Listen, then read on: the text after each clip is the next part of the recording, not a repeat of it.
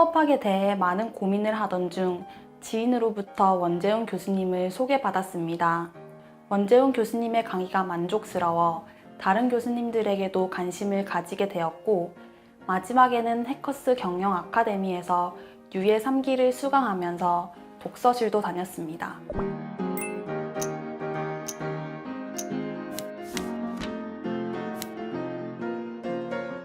안녕하세요. 저는 57회 세무사 시험에 합격한 이은혜입니다.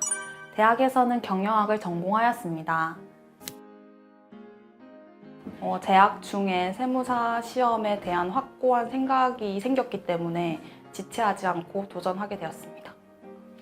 1차는 9개월 정도 걸렸지만 2차는 합격하기가 쉽지 않았습니다. 1차는 총 2번을 응시했고 2차는 총 4번을 응시했습니다.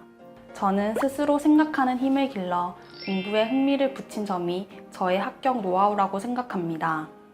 처음에는 공부하는 내용을 제대로 이해하지 못한 상태에서 문제만 반복적으로 풀다 보니 쉽게 지치고 수험 생활을 지속하는 것이 어려웠습니다.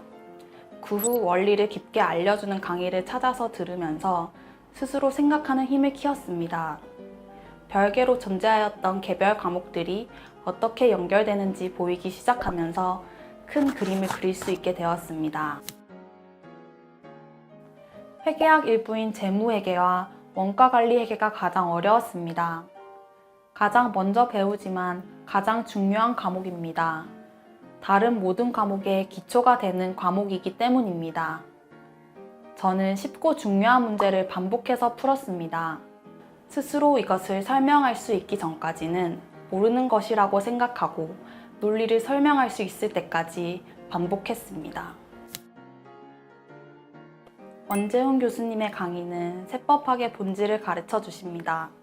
교수님을 만나고 세법학이 암기 과목이 아니라는 것을 알게 되었고, 세법학에 대해서 진정한 흥미를 느끼게 되었습니다. 교수님의 강의를 듣기 전 18년도에 시험장에 들어가서 부당행위 관련 문제를 마주하였을 때는 특수관계인 사이의 고리 차용이어서 당연히 부당행위 계산을 적용해야 한다고 생각하고 답안을 썼었습니다. 하지만 교수님의 강의를 듣고 나서는 특수관계인 사이의 고리 차용이라고 무조건 부당행위를 걸 수 있는 것이 아니라 사안에서 특수관계인들이 그러한 거래를 한 것에 대한 경위를 보고 재반 사정을 고려해 경제적 합리성이 존재하는지를 판단하여 부당행위 계산 부인을 적용해야 한다는 것을 알게 되었습니다. 세법학을 단순히 암기 과목이라고 생각하는 수험생, 그리고 세법학 때문에 힘들어하는 수험생에게 원재훈 교수님의 강의를 추천합니다. 강경태 교수님의 강의는 원가관리 회계적으로 사고하는 과정을 가르쳐 주십니다. 교수님을 만나고 스스로 생각하는 힘을 키우게 되었고, 원가관리 회계에 자신감이 생겼습니다. 원가관리 회계에 대해서 자신이 없는 모든 수험생들에게 강경태 교수님의 강의를 추천합니다. 가장 인상 깊었던 점은 결합원가 문제를 풀 때였습니다. 그 문제는 문제를 어떻게 해석하는가에 따라서 답이 달라질 수 있는 문제였습니다. 교수님께서는 처음에 자신이 문제를 보고 판단한 방법으로 풀었는데, 그것을 다르게 해석하면 또 다른 답이 나올 수 있다고 설명해 주셨습니다. 교수님께서도 그 자리에서 고민하시는 모습을 보고 원가관리 회계적으로 사고하는 연습을 하는 것이 매우 중요하다는 것을 깨닫게 되었습니다. 김원종 교수님의 강의는 회계 기준을 상세히 알려주셔서 논리를 튼튼히 할 수 있습니다. 또한 문제를 푸는 방법도 기본 원리에 기반하여 알려주십니다. 교수님 덕분에 재무회계의 기반을 탄탄히 할 수 있었습니다. 재무회계의 기반이 약하여 응용이 잘 되지 않는 수험생에게 김원종 교수님의 강의를 추천합니다. 이훈엽 교수님의 강의는 시험에 맞는 방향을 가르쳐 주십니다. 교수님이 성심성의껏 만드신 문제로 공부 방향을 잡을 수 있었습니다. 많은 양의 문제를 풀지만 성적이 오르지 않는 수험생에게 이훈엽 교수님의 강의를 추천합니다. 이훈엽 교수님께서는 수험생들에게 멘토 같은 분이셨습니다. 항상 학생들과 가깝게 지내시면서 질문에 대한 피드백도 굉장히 잘해주셨고 수험생의 입장에서 여러 가지 감정도 잘 헤아려 주셨습니다. 또한 시험장에서 어떤 식으로 시간을 관리해야 하는지, 어떤 문제는 풀지 말아야 하는지 등을 교수님이 수험생이었던 경험을 바탕으로 말씀해 주셔서 실제적으로 정말 많은 도움이 되었습니다. 어떻게 문제를 바라보아야 하는지, 교수님의 의도는 무엇인지, 어떻게 답안을 작성해야 하는지를 2차 시험장에서 실제로 생각해야 하는 것들을 배울 수 있었던 점이 좋았습니다.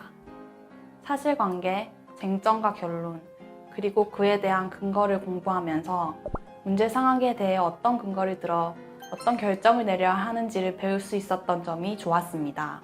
시험 방향과 난이도에 맞는 문제를 출제하셨고 유형에 익숙한 문제가 아니라 기본 원리를 알고 생각하지 않으면 풀 수 없는 문제를 출제하셔서 실력을 테스트하고 부족한 부분을 보완하는 데 매우 도움이 되었습니다. 또한 바로 피드백을 받을 수 있는 점이 좋았습니다. 해커스 세무회계 연습서는 혼자서 공부하기에 문제 해설이 매우 잘 되어 있고 어려운 문제도 있지만 주로 핵심적이고 중요한 문제 위주로 되어 있어서 저와 공부 방향이 같았고 매우 수험 적합적이라고 생각합니다. 법조문이 그대로 실려있는 책은 해커스 판례세법 책이 유일합니다. 법조문과 시행령이 그대로 실려 있어 법조문의 체계를 이해하기 좋았으며 암기해야 하는 범위를 법조문을 참고하여 설정할 수 있었습니다. 해커스 경영 아카데미는 다른 학원에 비해 학생들과 교수님 사이의 거리가 가까워 빠른 피드백을 받을 수 있다는 점이 장점입니다. 또한 복습 인강이 배수 제한 없이 무제한 수강 가능하기에 부족한 부분을 제대로 잘 보완할 수 있는 점 역시 장점입니다. 세무사 자격시험은 1년에 한 번밖에 기회가 없기 때문에 열심히 하는 것도 중요하지만 방법을 고민하는 것이 매우 중요합니다. 그리고 자신의 공부 스타일을 파악하고 자신에게 맞는 교수님을 선택하는 것이 매우 중요합니다. 또한 하루하루가 쌓여 1년이 되고 합격의 길로 이어지므로 규칙적인 생활 습관을 들이고 적정한 운동을 하는 것이 중요합니다. 절대량이 확보되면 붙는 시험이라고 생각합니다. 자신을 믿고 끝까지 도전하기를 바랍니다.